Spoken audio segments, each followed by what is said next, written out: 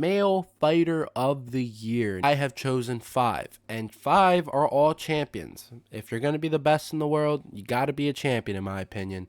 And first up, my nominee, number 1, is Alex Pereira. Alex Pereira won the 205 belt this year. He has beaten Jan Blachowicz, beaten Yuri Prochazka, but the very glaring issue is that he did lose to Adesanya early in the year. For my opinion, you can't be Fighter of the Year if you did lose once. That's how prestigious this award is.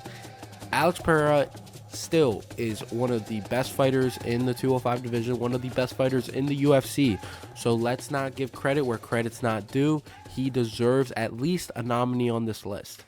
My next nominee goes to the 170 champ Leon Edwards. Leon Rocky Edwards. He beat Kamaru Usman the second time in London when no one expected him to do so because of that first fight. Leon looked great against Usman, and then he looked even better against Colby.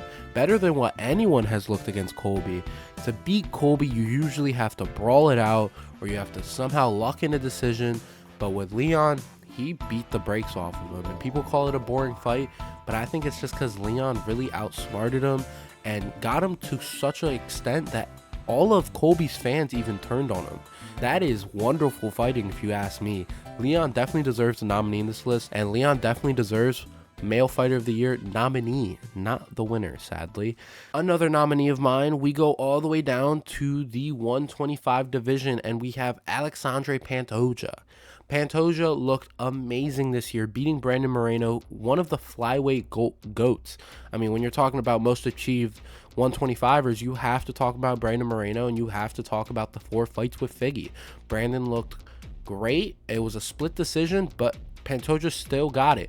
And when you talk about the run that Pantoja's on, it just keeps getting higher and higher the way he beat Royval. Brandon Raw Dog Royval could not handle the wrestling, could not handle the overall pressure of Alexandre Pantoja, giving out Pantoja a nominee for Fighter of the Year.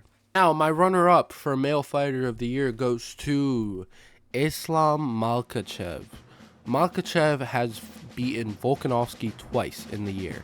Number 1 was a unanimous decision, which a lot of people favored Volkanovski for it, and I personally, in fact, favored it as well. It was a very close fight, one of the best fights of the year, but still did not help the criteria that Islam was trying to achieve of Male Fighter of the Year until the second fight. And the second fight ended so quickly, 3 minutes to be exact, before that head kick landed on Volk. Islam definitely deserves to be on the list, but the fact that the first fight was so close brings me a little bit of points down. And it brings me points down, and the number 1 pick, in my opinion, would be Shan Strickland, the American badass himself. Shan Strickland has the most wins out of all the champions in this calendar year with 3. He has beaten Adesanya. He has beaten a very up-and-coming contender in Abus Magomedov. He has beaten Nasruddin Imavov. He's had a wonderful year, and when you tail that up to the win of Adesanya, Adesanya was reigning that middleweight division before Alex Pereira came in, and Shan Strickland has completely turned the 185 division on its head. Shan Strickland has had a wonderful year, and when you bring it up to the amount of attention, star attention that he is bringing as well, Shan Strickland deserves Male Fighter of the Year. Tail it up to his wins, the amount of wins that he does have in the calendar year, and then on top of that, the overall fan base that he has brought into the cage. Everyone now wants to talk about Shan Strickland. Everyone wants to talk about the American badass. Shan Strickland, in my opinion, wins Male Fighter of the Year. Andy, who do you think was Male Fighter of the Year?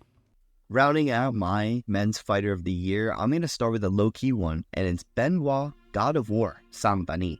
And the reason I say that is because he's won 3 fights in 2023, all by finishes. And they're not like against scrubs, right?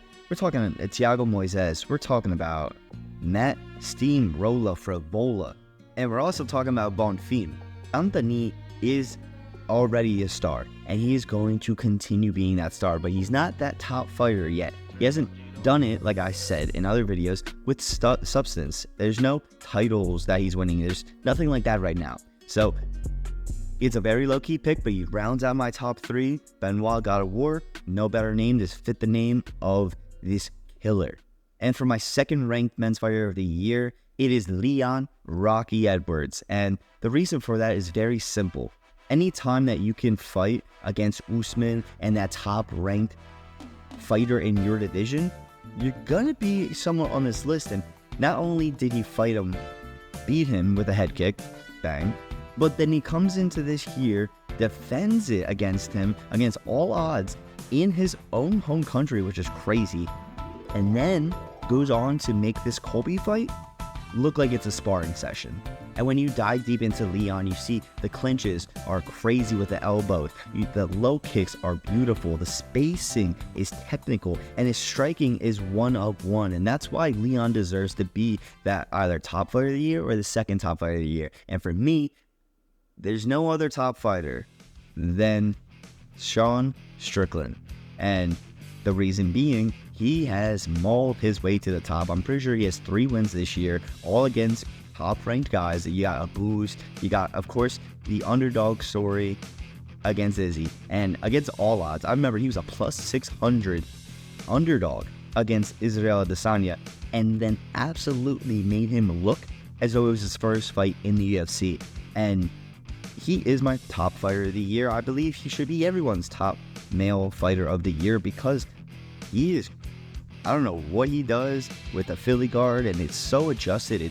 It's funny. We make the jokes about his weird stance, and there's a video of him like a meme where he puts his leg up and has a little Philly guard going on, but genuinely his defense is crazy. And other than Alex Pereira, where we saw him just take it left and absolutely get floored, no one's been able to find what stops Strickland.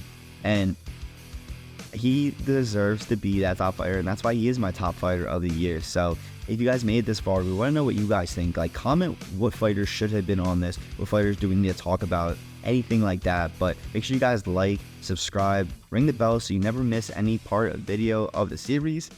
But as always, it has been Studs.